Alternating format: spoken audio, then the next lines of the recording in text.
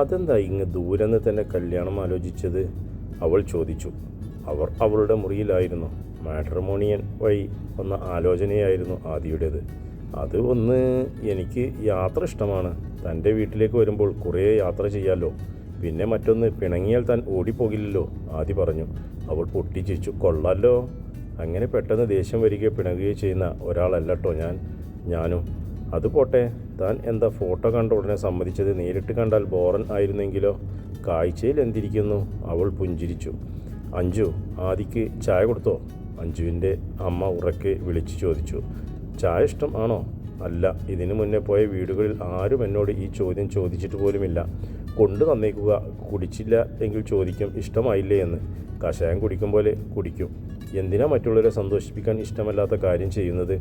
ഇഷ്ടമാണെങ്കിൽ ശരി എന്നും അല്ലെങ്കിൽ അത് അല്ല എന്നും പറഞ്ഞുകൂടെ? പറയാം. സ്നേഹം തോന്നിയ പറയും. എനിക്ക് ഇത് ഇഷ്ടമല്ല, ഇതാണ് ഇഷ്ടം. എങ്ങനെ? ഇപ്പോൾ തന്നോട് പറഞ്ഞല്ലോ ചായ ഇഷ്ടമല്ല എന്ന്. അവളുടെ മുഖം ചുവന്നു. അപ്പോൾ എന്താ ഇഷ്ടം? ഒരു ഗ്ലാസ് വെള്ളം മാത്രം മതി, സിമ്പിൾ. ഇഷ്ടങ്ങളും അനിഷ്ടങ്ങളും പറഞ്ഞേക്കണേ, അവൾ വെള്ളം കൊടുത്തും കൊണ്ട് പറഞ്ഞു. തിരിച്ചും അവൻ ഗ്ലാസ് ചുണ്ടോട് ചേർത്ത് പറഞ്ഞു. 1 വർഷം കഴിഞ്ഞായിരുന്നു കല്യാണം. അഞ്ജുവിൻ്റെ പരീക്ഷകൾ കഴിഞ്ഞിട്ട്.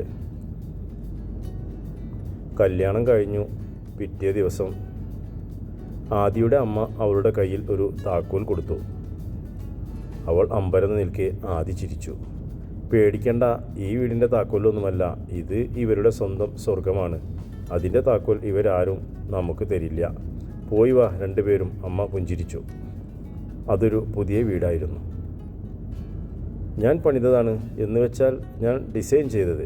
എൻഗേജ്മെൻറ്റ് കഴിഞ്ഞു. ഫോൺ ചെയ്യുമ്പോൾ ഞാൻ ചോദിക്കില്ലായിരുന്നോ അഞ്ജുവിൻ്റെ ഇഷ്ടങ്ങൾ? മഴ പെയ്യുമ്പോൾ ഇരുന്ന് കാണാൻ സോപാനം, വിളക്കി വയ്ക്കാൻ തുളസിത്തറ, ചെറിയ അടുക്കള, ബ്ലൂ കളറിൽ കർട്ടനുകൾ, പൂജാമുറി. Are you okay baby? അവൻ മുഖം താഴ്ത്തി ചോദിച്ചു. അവളുടെ കണ്ണുകൾ നിറഞ്ഞു. ഇവിടെ തൽക്കാലം നമ്മൾ രണ്ടുപേരും മാത്രമേ ഉണ്ടാവുകയുള്ളൂ. പിന്നെ എനിക്ക് കുക്കിംഗ് അറിയാം എന്ന് കരുതി സ്ഥിരം അടുക്കളയിൽ പ്രതീക്ഷിക്കേണ്ട. ഹെൽപ്പ് ചെയ്യും, പക്ഷേ ക്ലീനിങ് വാഷിംഗ് ഞാൻ ചെയ്തോളാം. ആഹ്, കൊള്ളാലോ, നമിച്ചു. അവൾ ചിരിച്ചു. തീർന്നില്ല. വീട്ടിൽ വെറുതെ ഇരിക്കുന്നതാണ് ഇഷ്ടം എന്ന് പറയാറില്ലേ? ഞാൻ അത് പ്രോത്സാഹിപ്പിക്കുന്ന ആളല്ല. എൻജിനീയറിംഗ് പഠിച്ചത് എന്തിനാ? അത് അച്ഛൻ നിർബന്ധിച്ചു പഠിപ്പിച്ചതല്ലേ? ആയിരിക്കാം, പക്ഷേ അത് യൂസ് ചെയ്യണം. എൻ്റെ അമ്മ പ്രൊഫസർ ആണ്. കല്യാണം കഴിഞ്ഞു പഠിച്ചതാണ്.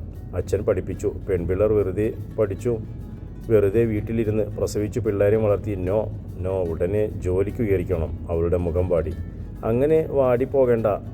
അതൊക്കെ നല്ലതാണെന്ന് പിന്നെ മനസ്സിലാവും കേട്ടോ കൊച്ചേ. ഇപ്പോൾ വാ, നമുക്ക് കുറച്ച് പ്രേമിക്കാം. അവൻ അവളെ കോരിയെടുത്ത് മുറിയിലേക്ക് നടന്നു. 3 മാസങ്ങൾ ആദിയുടെ കമ്പനിയിൽ തന്നെ ജോലിക്ക് കയറുമ്പോൾ രണ്ടുപേർക്കും ഒന്നിച്ചു പോയി വരാമല്ലോ എന്ന ചിന്ത ആയിരുന്നു അവൾക്ക്. അത്രമേൽ അവനിൽ അഡിക്റ്റ് ആയിപ്പോയിരുന്നു അവൾ. അവൻ്റെ വിളിയച്ച് കേൾക്കാതെ, ആ മുഖം കാണാതെ ഒരു നിമിഷം വയ്യാതായ അവസ്ഥ. വെറുതെ അവൾ വീട്ടിലെ കാര്യങ്ങൾ ആലോചിച്ച് നോക്കും. അച്ഛനും അമ്മയും തമ്മിൽ വഴക്കൊന്നുമില്ല, പക്ഷേ അമ്മയെ ബഹുമാനിക്കുന്നതോ അംഗീകരിക്കുന്നതോ ഇതുവരെ അവൾ കണ്ടിട്ടുണ്ടായിരുന്നില്ല. ഇവിടെ നേരെ തിരിച്ചാണ്. ആദിയുടെ അച്ഛനും അമ്മയും റിട്ടയർ ചെയ്തിട്ടില്ല. രണ്ടുപേരും ഒന്നിച്ചടുക്കളയിൽ ഒന്നിച്ചാണ് അവർ എപ്പോഴും. അവരുടെ മകൻ ഇങ്ങനെ ആയില്ല എങ്കിൽ അല്ലേ അതിശയം തോന്നുകയുള്ളൂ. ജീവിതത്തോടുള്ള കാഴ്ചപ്പാട് തന്നെ മാറിപ്പോയി അവൾക്ക്. ആദിക്കൊരു ആക്സിഡൻ്റ് ഉണ്ടായി എന്ന് ഫോൺ വന്നപ്പോൾ അവൾ അവന് ഏറ്റവും ഇഷ്ടപ്പെട്ട ഉണ്ണിയപ്പം ഉണ്ടാക്കുകയായിരുന്നു. കൂട്ടുകാരൻ്റെ അമ്മക്ക് സുഖം ഇല്ല എന്ന് ഫോൺ വന്നു പോയതായിരുന്നു ആദി. അവളുടെ ദേഹം വിറയാർന്നു. കൺമുന്നിൽ ഇരുട്ടുമൂടി. അഞ്ജു, അടുത്ത വീട്ടിലെ മല്ലിക ചേച്ചിയും അരവിന്ദേട്ടനും വന്ന നാൾ മുതൽ കൂട്ടുകാരായവർ. ഹോസ്പിറ്റലിൽ പോവാൻ ഞങ്ങൾ മോള് വരും. അവന് ഒന്നുമില്ലട്ടോ, വിഷമിക്കേണ്ട. അഞ്ജു ബോധം പറ്റ് അവരുടെ കൈകളിലേക്ക് വീണു. ഒന്നുമില്ലെന്ന് പറഞ്ഞെങ്കിലും അത് അങ്ങനെയായിരുന്നില്ല. സ്പൈനൽ കോഡിനായിരുന്നു മുറിവ്. അതുകൊണ്ട് തന്നെ അരയ്ക്ക് താഴെ തളർന്നു പോയിരുന്നു. ചിലപ്പോൾ കാലങ്ങൾ കഴിയുമ്പോൾ അത്ഭുതം സംഭവിച്ചു കൂടായികയില്ല. പക്ഷേ ഉറപ്പില്ല, ഡോക്ടർ പറഞ്ഞു. ആദിയുടെ അമ്മയ്ക്കും അച്ഛനും ആ സത്യം ഉൾക്കൊള്ളാൻ ദിവസങ്ങൾ വേണ്ടി വന്നു. ആദിയുടെ നെഞ്ചിൽ തലവെച്ചു അഞ്ജു കണ്ണീർ ഒഴുക്കി പരക്കുന്നു. താൻ വേണമെങ്കിൽ ഒന്ന് വീട് വരെ പോയി വാ. ഇവിടെ ഇപ്പോൾ അച്ഛനും അമ്മയും ഒക്കെ ഇല്ലേ? എനിക്ക് പറയത്തക്ക കുഴപ്പമൊന്നുമില്ല. എത്ര എളുപ്പമാണ് ഇങ്ങനെ പറയാൻ, അല്ലേ ആദി? എന്നെ കാണാതെ പറ്റുമോ ആദിക്ക്? അതൊന്നും സാരില്ല കൊച്ചേ. നീ ഇങ്ങനെ എപ്പോഴും കരഞ്ഞും വിഷമിച്ചും ഒപ്പമുള്ളത് തന്നെ ഏറ്റവും വലിയ സങ്കടമാണ്. ഒന്ന് വീട്ടിൽ പോയി റിലാക്സ് ആവും. ഞാൻ ഇനി കരയില്ല പോരെ? സത്യമായിട്ടും കരയില്ല. എന്നോട് പോകാൻ പറയല്ലേ? ആദി പുഞ്ചിരിച്ചു. പലരും പറഞ്ഞു, 24 വയസ്സല്ലേ ഉള്ളൂ, ചെറിയ പ്രായമാണ്, എന്തിനീ ത്യാഗം? കുട്ടികൾ പോലുമില്ല. സ്വന്തം അച്ഛനും അമ്മയും ആദിയുടെ അച്ഛനും അമ്മയും എന്ന് വേണ്ട കൂട്ടുകാർ വരെ. ഇവർക്കൊക്കെ എന്താ പറ്റിയത്? അങ്ങനെ ഇട്ടേച്ച് പോകാനാണോ ഒപ്പം കൂടിയത്? ഒരസുഖം വന്നാൽ വഴക്കുണ്ടായാൽ ഉടനെ ഇട്ടേച്ച് പോകാമോ? കുറച്ചുകൂടി സുഖം കിട്ടുന്നിടത്തേക്ക്, കുറച്ചുകൂടി സുരക്ഷ കിട്ടുന്നിടത്തേക്ക് അങ്ങനെ ഇട്ടേച്ച് പോകുന്നതാണോ സ്നേഹം? അവൾ ഉള്ളിൽ ചിന്തിച്ചതേയുള്ളൂ. മറുപടി ഒന്നുമേ പറഞ്ഞില്ല. എന്തിനാ നിനക്ക് ഞാൻ? ഒരു ദിവസം നിറക്കണ്ണുകളുടെ ആദി ചോദിച്ചു. എനിക്ക് കാണാൻ, അവൾ ആ നെറുകയിൽ അമർത്തി ചുംബിച്ചു. എനിക്ക് സ്നേഹിക്കാൻ, അവൾ ആ കണ്ണുകളിൽ ചുണ്ടമർത്തി. എനിക്ക് ലാളിക്കാൻ, അവൾ അവൻ്റെ ശിരസിലൂടെ വിരലോടിച്ചു. എനിക്കിനി ഒന്നിനും ചിലപ്പോൾ. അവൻ പാതിയിൽ നിർത്തി. അവൾ മെല്ലെ ആ വിരലുകൾ ചുംബിച്ചു. ഒന്നിച്ച് ജീവിച്ചു തുടങ്ങുമ്പോൾ ദൈവം കൂട്ടിച്ചേർത്തതാ നമ്മെ 1000 തവണ ആദി എന്നോട് പറഞ്ഞിട്ടുണ്ട്. എൻ്റെ താലി എൻ്റെ ജീവനാണ് ആദി. അത് കഴുത്തിൽ അണിയിച്ചപ്പോൾ ഞാൻ പ്രാർത്ഥിച്ചത്, എൻ്റെ ഭർത്താവിന് ആയുസ് കൊടുക്കണേ ഈശ്വര, ഞാൻ ദീർഘസുമംഗലി ആയിരിക്കണേ എന്നാണ്. എൻ്റെ പഴയ മനസ്സാണെന്ന് കളിയാക്കുമായിരിക്കും. പക്ഷേ നോക്കൂ, ഞാൻ ഇപ്പോഴും സുമംഗലിയാണ്. ഈ താലി എൻ്റെ ധൈര്യവും. സെക്സല്ലേ ആദ്യം ഉദ്ദേശിച്ചത്? അതുമാത്രമാണോ ഭാര്യയ്ക്ക് ഭർത്താവിൽ നിന്നും വേണ്ടത്? അൾട്ടിമേറ്റായിട്ട് അല്ല. ശരീരസുഖമൊക്കെ കുറച്ച് നിമിഷങ്ങൾ കൊണ്ട് തീർന്നു പോകുന്നതല്ലേ? മനസ്സുകൊണ്ട് ആത്മാവ് കൊണ്ടും ഒന്നായ പിന്നെ അത് ഒന്നുമല്ല. അറ്റ്ലീസ്റ്റ് എനിക്കെങ്കിലും ഒന്നിച്ചു തുടങ്ങിയത് ഈ ജീവിതം ഇത് ഒന്നിച്ച് തന്നെ തീരും.